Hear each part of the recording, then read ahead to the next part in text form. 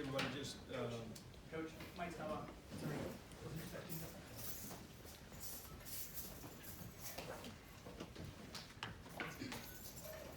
yeah, appreciate everybody being here today. We'll have some of the new coaches available. You guys can spend a little time with them. Certainly excited to have them here. This is really our first kind of day all together in the Woody, working together. Had our first couple staff meetings today. I'm looking forward to getting going in February. All right, we'll open up with questions. I know TV, we've got some, looks like you guys have some issues there. Keith, we'll work on it as we can, but we're gonna go ahead and get started. Fourth row left there, Jacob Banish, the Lantern. Cool, got you. Well, Ryan, first time we've gotten to talk to you this offseason. I wanted to ask you more about the Rose Bowl in particular. You know, Marvin Harrison getting a chance to start a game, that game, and then the way he performed, 3 touchdowns, 6 catches. What do you see from him this offseason, where he needs to work, and just your impressions from his game? Well, what we hoped going into the game was to build some momentum. Certainly with Chris and Garrett not playing in the game, an opportunity for some of the guys to step up, and we saw that during the game. I thought Martin ran some really good routes, certainly stepped up in a big way. 3 touchdown passes in that game was excellent. But I thought he also did a good job in other areas, blocking. And it wasn't just him. You know, I thought Becca was in there, and Julian stepped up as well, and certainly I don't know what Jackson did, but it was good to see Petrossi step in there too, and excited to have him coming back. So there was a lot of momentum that was built coming out of that game, which is what we hoped for. And then, like you said, as we get going into March and spring practice, we're looking forward to seeing these guys really now take a more prominent role in the offense. And then we saw what CJ did in the Rose Bowl, but with a guy like Kyle McCord right behind him, what do you kind of see for him this offseason? Where do you want to see him take strides, and just how much confidence does he give you being a number 2 quarterback behind CJ? Well, now that you have a certain amount of reps under your belt, you're able to now start to put that on the field, and so he's going to have a great opportunity. Devin Brown's coming in as well, with an opportunity to compete this spring. So we're going to have great competition, 15 practices, and we'll see where we're at. Front row middle, Dave Biddle, 24/7 Sports. Hi, Ryan. I'm just curious about some personnel updates. Is Jerron Cage coming back for a 6th year? What about guys like EA, Trajan Mitchell? Yeah, all those guys are back. All those guys are coming back.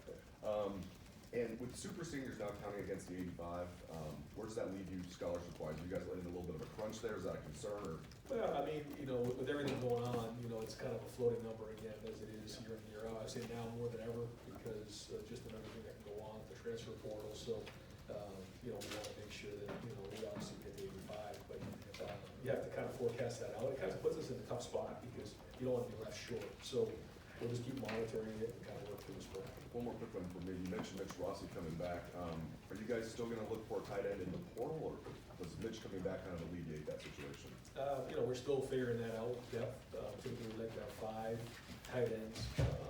In terms of our depth chart, we go through our numbers, which we actually just went back through this morning, making sure that all adds up on offense. And then now, with Jim and his staff going through to make sure that the numbers look right in that area. So we have 41 on offense, 41 on defense, and then 3 specialists. So right now we are at 5, so we're okay there. And we're going to kind of see where the spring goes with Cade. He'd like to start at linebacker, and did a nice job in the Rose Bowl. So we'll keep looking at that and figure out, make sure we have 5 at tight end. But that's the goal. Go to front row right, Tim May, Letterman row. We're good. Tom, we're good. You're good? Competition's good? Never let it be said. That's smart. Go ahead, Tim. Mississippi State guy with Ole Miss colors on, pretty nice. When you decide to make a call and basically get rid of some coaches and bring new ones in, explain to me how tough a call that was for you from the standpoint of just personally, emotionally, et cetera, because you do develop relationships with these guys, and yet you have to keep arm's length, I would think, to a certain extent, on how deep the relationship goes, et cetera. But how tough was that? I try not to let that get in the way of building relationships with coaches and with their families. But we also know that we're at a level of college football where the competition is extremely high and the expectations are extremely high. And I know that more than anyone. And so there's an expectation that comes with that. And I say it all the time, I have a great job, but it's a hard job, and that's one of the hardest parts about it is going through and trying to make those difficult decisions. But at the end of the day, this is more than that. It's about Ohio State football, and there's a lot of people that are counting on this to be right. So you got to do the best you can. You ask a lot of questions. You make sure you're making the right decision, but then at the end of the day, you gotta trust your gut and move forward. And, you know, I've had to do that, not something I look forward to, but something, again, that'll happen just the way it goes. And so, certainly not the goal, but, we have to be able to adapt and move on as things happen. And specifically with Coach Knowles, for example, did you want to look in his eye? I mean, did you actually have a face-to-face before you hired him? And number two, what is it that you heard from him that really piqued your interest? And what did you tell him? I mean, how much of it was a two-way street conversation, and how much of it was hey, I want this done this way. Are you willing to do blah, blah, blah? Sure. Yeah, no, there was a lot of conversation. I think he probably would say to you, you know, by the end, I asked to do a couple more FaceTimes and a couple more Zooms, and he probably was wondering, what else did he want to see? But I did, I wanted to do that because I knew how important this hire was. But at the end of the day, I was really looking for a head coach of the defense. And certainly his background and all the people that have worked for him and with him have said such unbelievable things. You watch the film of the way his team plays, they play hard. They have a system, they have answers, and they've done a great job developing. And so when you combine all of those things and all the people that have worked with him and for him, then to me, by the end, when you start going through all the candidates, it seemed like the best fit. And at the end of the day, you know, we had some certain things that we had some common ground on. But at the end, again, when we finished the conversation, you know, I'm gonna run the offense. And when this thing's running well, you know, there's a head coach for defense, there's a head coach for recruiting, there's a head coach for the special teams, and I'm heavily involved with the offense. If those things aren't happening, you know, now I take away from the offense, then the way that this structure's built isn't, you know, being optimized. Front row left, Bill Landis, The Athletic. Ryan, the defensive scheme, I feel like more or less has kind of been your vision for things the last few years. Jim's is maybe similar in some ways, certainly unique with his front and things like that, but how much leeway, I guess, did you have in your mind in terms of the scheme you'd like to see implemented when you were looking for it hired, and is it sort of Jim is free to do what he wants to do? Well, you know, we've always felt like we've been able to recruit really good defensive linemen here. Larry's done such a great job of that. Is that we wanted to start with a 4-down scheme, and you know, based on in 19, I felt we did a really good job of, you know, kind of going through and you know, putting the one high defense together. And that year was excellent. And then over the last couple of years, you know, we've had a little bit of, you know, some issues here and there. But when it came to making this decision moving forward, you know, we still wanted to start with that foundation. But at the end of the day, you know, based on the personnel that we have, like for instance, you know, we went through and went over the personnel today. You know, every single guy on the team, the goal is to put our guys in position to be successful.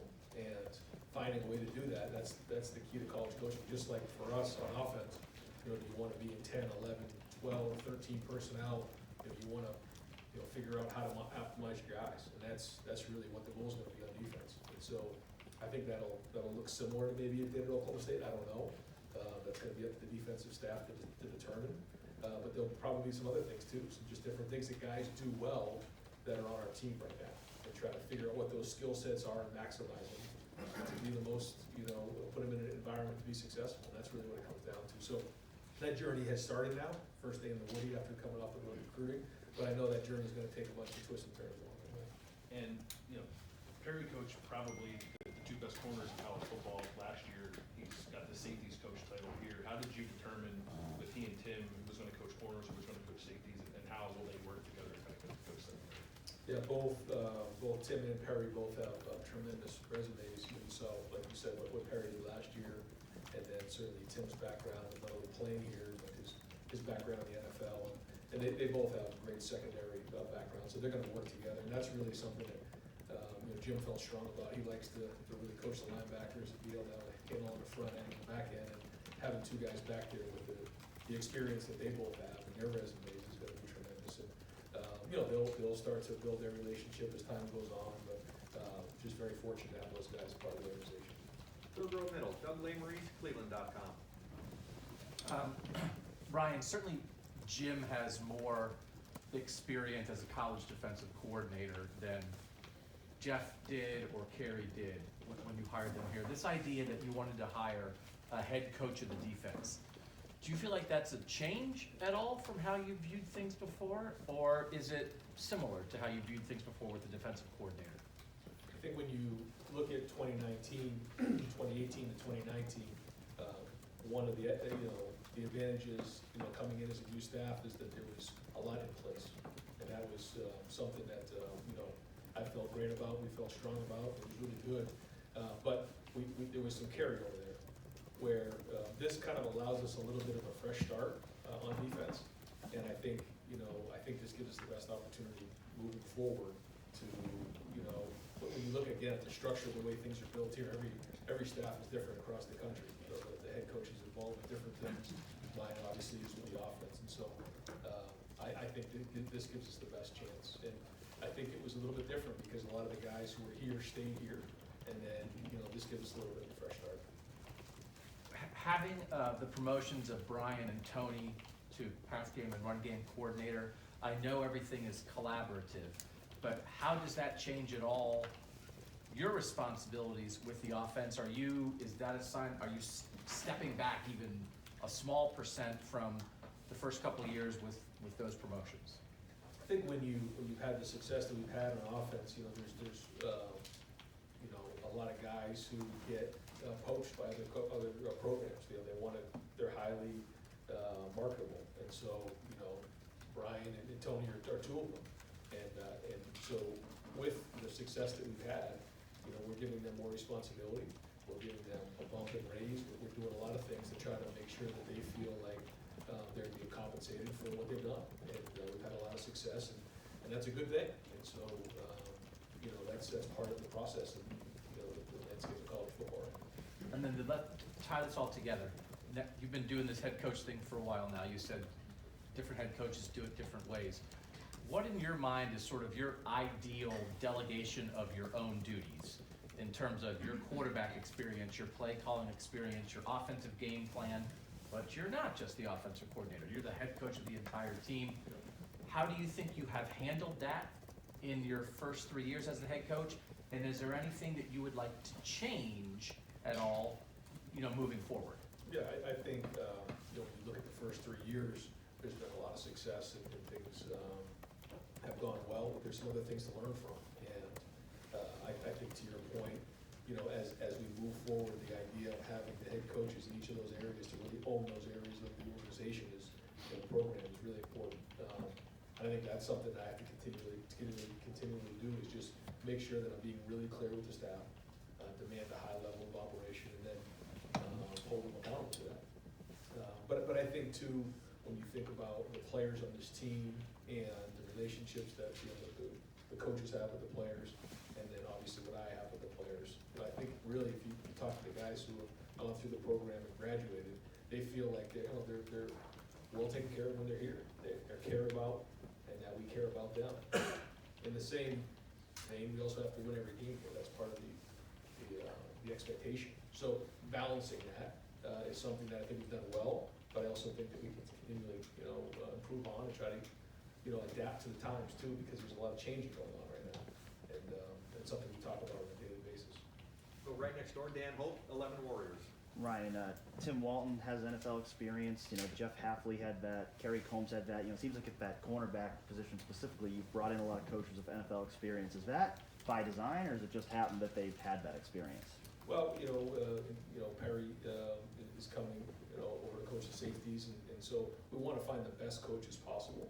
And a lot of the coaches that have coached in the NFL have coached some of the best players in the country.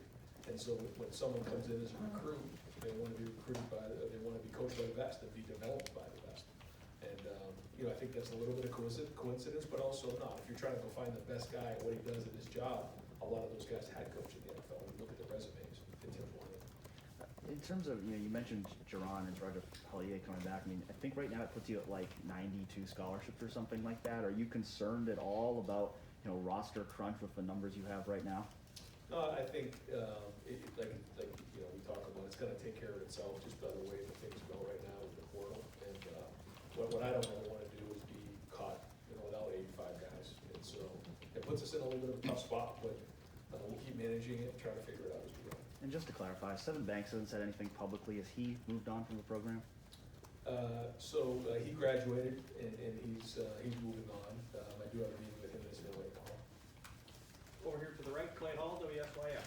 Could you give, on the 4 guys you hired, I know you had a prior relationship with Justin Fry, but could you just kind of connect the dots on how you settled on those other 3 perhaps? Sure, yep, yeah, so, I kind of shared a little bit with Jim, you know, kind of, when I tried to go find the best coordinator in the country, went through that process. And then with Tim and with Perry, you know, we interviewed a lot of guys, and Jim was a part of that. You know, made a lot of phone calls, asked a lot of questions, interviewed a decent amount of people to go through the process. It felt like we weren't rushed, you know, and going through the loss we had at the end of the season and having the time during the Rose Bowl to kind of be thorough through that process. And part of it was, you know, some of the guys that were already on staff here, and saying that maybe those guys are the right fit. But we decided that we thought in the end, after going through the whole evaluation process, that Perry and Tim were the best fit. How about Justin, was that a no-brainer for you, where you always had him in the back of your head? Well, he and I worked together before Boston College, so I know exactly what he can do, and how talented he is. He's very, very talented. He really connects well with players, very good technically and fundamentally. And then, you know, he's a Midwest guy. He played at Indiana. His wife's from up in Mentor, Ohio, so they're Midwest people, so that was a great fit. Hey, clarify something, did Tim solicit you, or did you solicit Tim Walton? I called Tim. You. Right behind Clay, Whitney Harding, channel, WCMH. Hey Ryan, I'm gonna change the subject real quick. Okay. An Ohio team is in the Super Bowl, and 5 guys who have played here are gonna be playing in that game. I mean, how exciting is it for this program to have the special connections in this year's game? Well, I think it's exciting for, you know, the whole state of Ohio, just, you know, to have the Bengals in the Super Bowl. Certainly the story of, you know, how, you know, really where they've been the last few years, where they were last year, you know, even this year. You know, they feel like they've been underdogs the whole way, and now here they are at the Super Bowl. So excited for that whole organization. It's really all the guys who have played, you know, in particular Joe and everything he's kind of been through with the injury last year. Just his whole journey's been tremendous to be someone to watch and enjoy and cheer him on.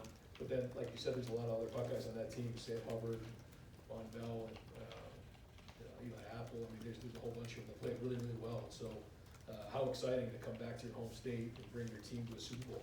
And so excited for them, and certainly the next couple of weeks will be great in preparation. And I think they have a real chance to win that game. You know, they've been underdogs the whole way. At some point, I guess they won't be underdogs, but I'm pulling for them. And kind of back to the original topic about the coaches you're bringing in. I've talked to some of the players, and they said the pride on the defensive side is something they really want to have again. Is that something that Coach Knowles has really expressed to you in bringing back that, you know, tradition that this program's had? Well, I think the guys feel it coming off of that last game, and actually the way they played the second half of that Rose Bowl, you can feel it. We've been on the road the last couple of weeks, so our players have been kind of jumping at the bit to get, you know, find out what's going on, where we run, what's our scheme, all those type of things. And so we're finally back in the Woody now and kind of get going on that process. But that's a big part of it. And there's a lot of pride, certainly in that locker room right now, and that's what we're working towards. Front row middle, Bill Rabinowitz, Columbus Dispatch. All right, obviously the defense did not play Ohio State standard last year. Was there ever a thought to just kind of tweak it a little bit as opposed to having the kind of overhaul that you did? And how tough a decision, I was going to ask you that earlier, to make that kind of overhaul? What finally said, we got to do this? Yeah, I certainly considered that, and, you know, considered a lot of things.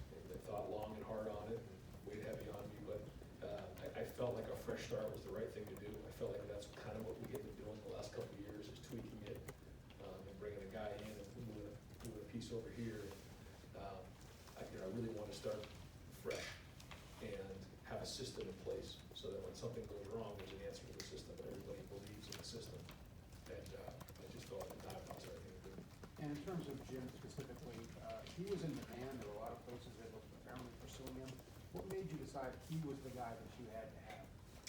Well, just going through the whole interview process, so there was probably 7 guys that I recognized that I thought would be good fits in terms of what we think, and in terms of schematics and who was out there, who had done really well. And when you start to, you know, kind of cross off some of the names and check the boxes off, Jim was the guy. And, you know, I thank Gene Smith for allowing me to go get the best. And he never asked a question on it. He said, just you go get whoever you think is the best defensive coordinator for Ohio State this year. And didn't ask any questions in that area and allowed me to go do that. So, you know, really appreciate him, President Johnson, the board, for allowing me to do that. That's not the case at most places, but I think we got the best.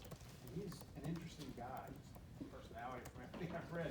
What are your early impressions of him, just as a guy? Very intelligent, you know, former head coach, he's been through it before. I think he'll tell you, he told me he's put in his 10,000 hours, which is from a book, I think, by Malcolm Gladwell. He's really poured his time and heart into this game and this profession, and this is what he does. And so, you know, we haven't yet put the defensive system in yet. That's gonna, you know, take a little bit of time, and it's gonna be thorough, and it's gonna be done right. But he's very intelligent, understands the game. He's been through it before. He's experienced, and so excited to get to work with him over the next couple of months as we head into spring practice. Front row right, Austin Ward, Letterman row. Ryan, when you talk about the first staff meeting with all these people together, over the last couple of weeks they've just been recruiting, how much homework is there for them knowing the current roster, if any, before they get in today? Yeah, so we really spent a good portion of the day talking about our roster and just going through each of the guys. And then a lot of them have a clean slate, which is great for them. I think a lot of those guys like that part of it, so they're gonna watch the film from last year and go from there. But it's exciting for a lot of those guys to know that. And they've been anxious the last couple of weeks to get the coaches back in here. But these guys have been on the road and working really, really hard, just traveling all across the country. Travel's not easy right now with some of the airports and things that are going on across the country. So these guys have been working their tail off to go out and go recruit a great recruiting class and finish off this one right here that we'll finish off on Wednesday, and then head start on 2023. But now we're back at it. And you know, it's almost like you have recruits that you have outside that are not in the program. You have recruits in the program because that's kind of the way it goes right now with the portal. But that's what we're diving into this week.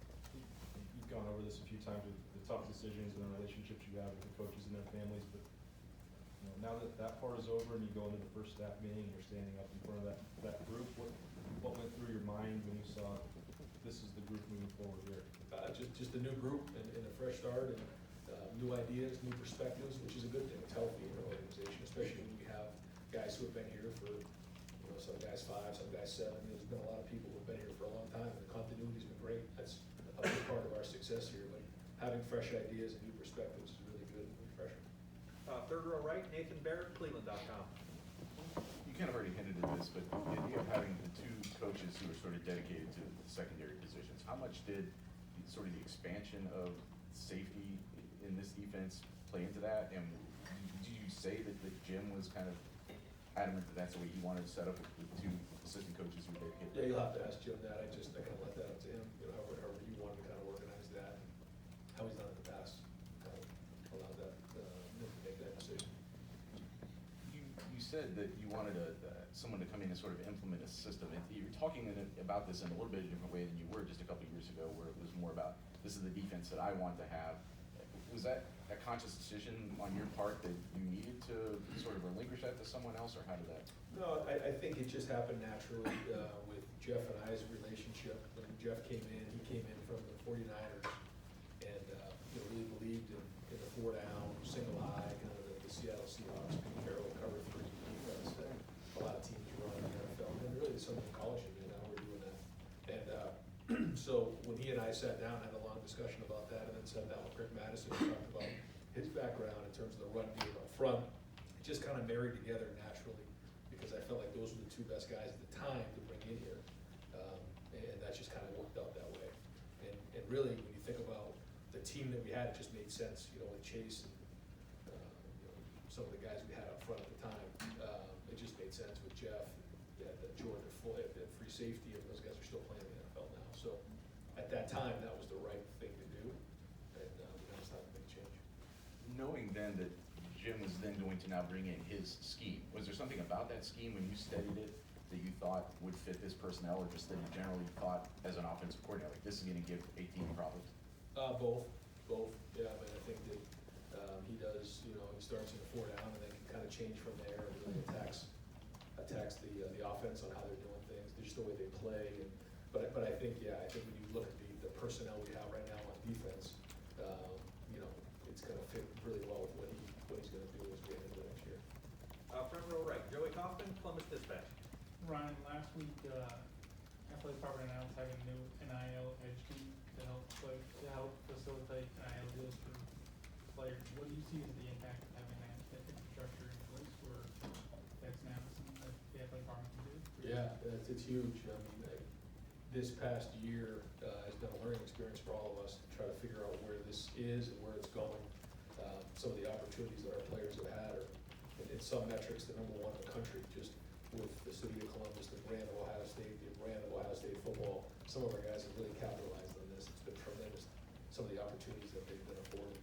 And so now, the more and more that we can get involved with this, you know, at the administration level to do it. Now, we have to follow the rules, and so we're gonna be really cautious about that and make sure we're doing things the right way and be deliberate about what we're setting up. But, you know, Gene's on the forefront of this to make sure that we're, you know, competing with everybody in the country. You're talking about competing with everybody in the country, and how much does this come up in recruiting and making sure players have options and helping them in this area when they come here? Yeah, it's become a huge part in the last, you know, 6 months, and I think that's what's created a little bit, you know, in the recruiting world, some uneasiness because, you know, what one place can do, maybe another place can't, and trying to figure out what those norms are gonna be because it's so new, but we're adapting fast.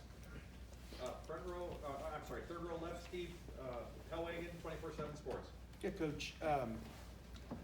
Watching the Rose Bowl and the way your offense performed in that game, and having CJ and Jackson back in particular for next year, did you come to a realization that you can win the national championship with that offense, but something had to be done defensively? You couldn't go through another missed opportunity. Was that a kind of a moment of clarity, I suppose?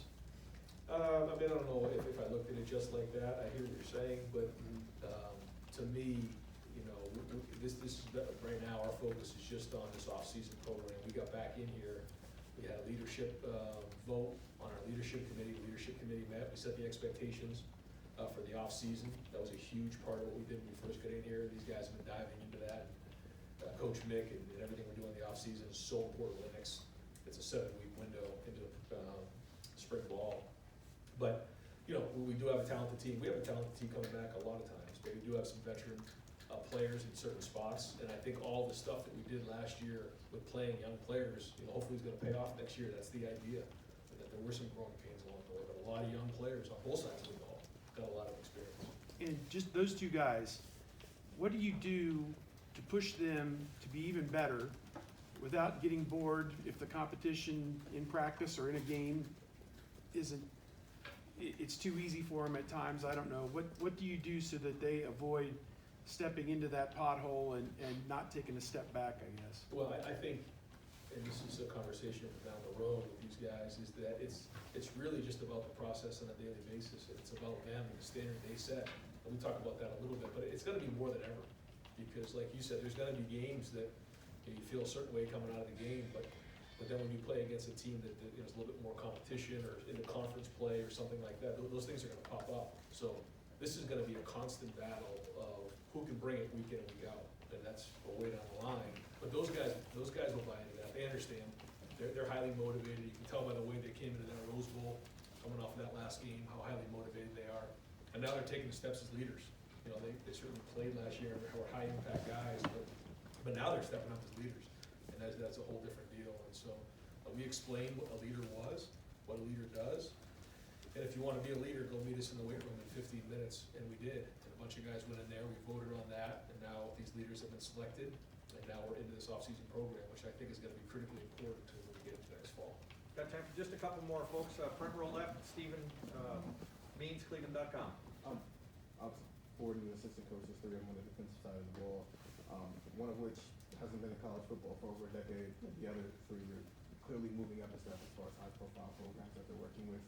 From a recruiting standpoint, when that's the case here, what did you see in them as recruiters that you know that they'll be able to recruit at this level, especially at some of these spots where, you know, in the past we have seen it kind of dip with certain coaches have left? Sure. I think the first thing is relationship building. I think when you look at all these guys, and you ask around, and certainly we do that. We asked around with a lot of people. You ask about the people that they've worked with, coaches, the players that have played for them, the people areas they've recruited in the past. You just ask questions, and finally, when you get the feedback back, you get a feel for who they are. And so that was the first thing, was the relationship building. And the second thing is the development. And all those guys across the board have developed at a high level. So when you combine the two of those things, then you're usually going to have a pretty good coach. And that's kind of where you start. Obviously, this isn't the first time you've completely revamped the defensive coaching staff you did when you first got hired, but it's a little different now that you've been a head coach for a couple of years. But does this maybe change maybe the approach and the timeline of when you expect certain things to pop from a commitment standpoint, building this class, especially on that side of the ball, when you're trying to either rebuild new relationships with people or build relationships with strategy? Yeah, I think that's a big part of it. I think it's gonna take a little bit of time in that area, but it won't take very long. I mean, people understand what this is all about. We're not a drastic change in terms of schematics, and I think, we got some guys in here that know how to develop at a high level, so it's creating a lot of excitement. The feedback I've got from recruits is they understand who the staff is that we have on defense, and they're excited to get here in March and April and watch some spring practice. All right, we're gonna wrap it up over here, third row right, Jeremy Birmingham, Letterman row. Right, obviously, there's 11 new early enrollees, there's 2 transfers with Chip and Tanner. I mean, how have those guys adapted in these first couple weeks? You haven't been here, you've been on the road, Right. so you're relying entirely on Matthew and those guys. What's been the feedback about the young guys? Went through every guy today and got some really good feedback on all of them. I think it's a good class. I do think the two guys coming in, Tanner and Chip, have brought us a little bit of veteran leadership there, but there's also some leadership already being created there. Again, nowadays with social media and the internet, everything that goes on, and text messaging, these guys already have relationships before they got here. They've known each other for years. I feel like years, but at least months. So when they got here, it wasn't like, when we got here, we showed up and just got the chance to meet each other when we first showed up to preseason camp. And now they come in January, they've known each other, they're in beautiful apartments. I mean, it's a whole different experience. So far, the feedback we've got has been great. So now these guys get a chance to really spend 7 weeks working on their body as they head into preseason or into spring practice. So that's been good, but a lot of good feedback. Heading into Wednesday, obviously, Hero signed, so you can maybe give a little input into his recruitment and what it was like recruiting a kid from, Bavaria and then as you head in with 2 commitments that you're hoping to sign on Wednesday, how different is it to go into these late signing periods now without really any stress? It speeds everything up. Now you're working on the 23 class, so, which is great for the head coaches being out because you get to spend January spending time going to see some coaches and doing that thing, which has been hard because now that we don't go out in the spring and December is such a race, we don't really have an opportunity to get around to some of the high schools that you'd like to get to as the head coach. So that's been good. We've got to do a little more of that. Very excited Hero's coming. He signed early and then made the announcement during the game. So, very unique situation coming over from Germany, but plays for a really good program up there, Santa Maria Catholic. And I think, as he starts to play more and more football coming from Germany, his ceiling's gonna be really high. So excited to get him here. I think he was here this past weekend and he's excited to get going. For Larry and his legacy of recruiting defensive linemen, it's very rare to see him get so excited about a young guy. But back at the summer camp in June where Hero was, you could see there was a visible light almost when he worked with him the first time. What was it about his game that you guys saw that translates to this level? Well, first off, his personality is excellent, his work ethic's excellent, and we just never had a bad day. And I think he's a joy to work with that way. But I also think he was a little bit raw because he's still learning the position, he's still learning how to play the position. So when you see the gifts and how unique his background was, it's just exciting to think about the potential that might be there. Coach, thank you very much.